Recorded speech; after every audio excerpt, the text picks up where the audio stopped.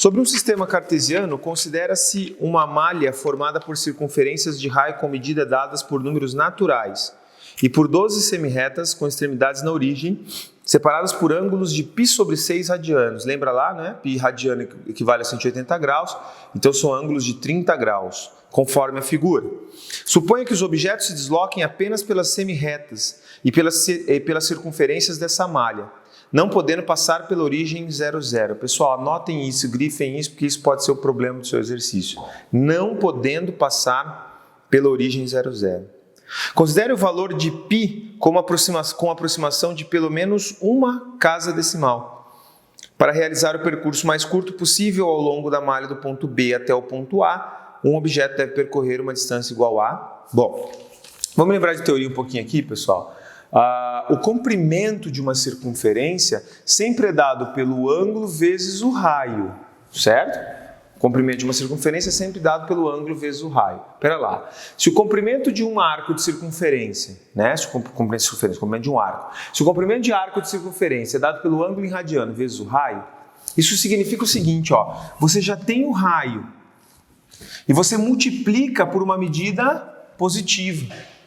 Ou seja, se você vier pelo raio, o caminho sempre vai ser mais curto do que se você vier pelo comprimento do arco. Tudo bem? Então, se você vier andando pelo raio, vai ser mais curto do que se você fizer o comprimento. Basta você ver que se você quiser atravessar uma circunferência, é melhor você vir pelo diâmetro do que você vir aqui pela parte do arco de circunferência. O que isso significa, Suzuki? Ele quer sair do ponto B e chegar no ponto A, foi isso que ele disse. O caminho mais curto para chegar do ponto B até o ponto A. Então sai do ponto B, vem pelo raio, teoricamente o que a gente pensaria? Vem pelo raio, chega até aqui e depois você sobe de volta. Mas por que você não vem pelo raio tudo e depois sobe de volta? Porque ele falou que não pode passar pela origem.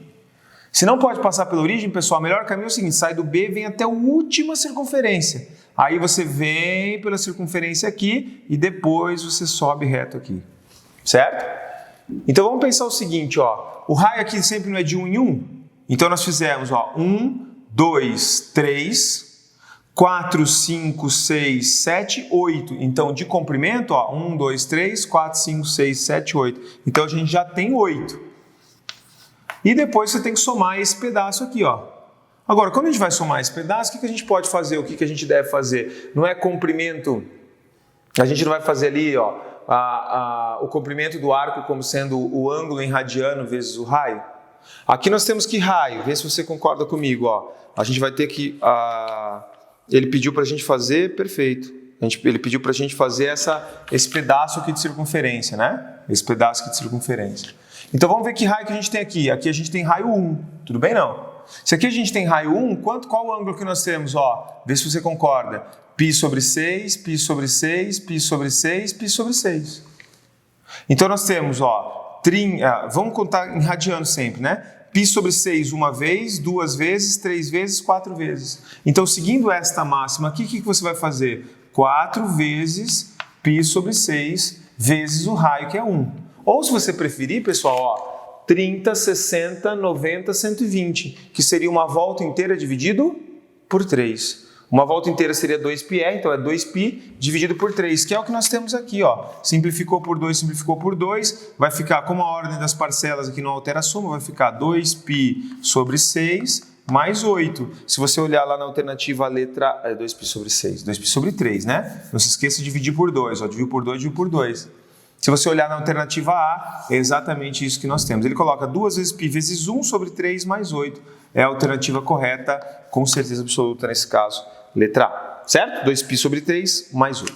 Beleza, gente? Então só não esqueça o seguinte, ó. Ele proibiu a passagem pela origem. Ele falou, não pode passar pela origem. Por isso que eu paro aqui e faço essa curvinha. Senão você viria direto e reto. Certo?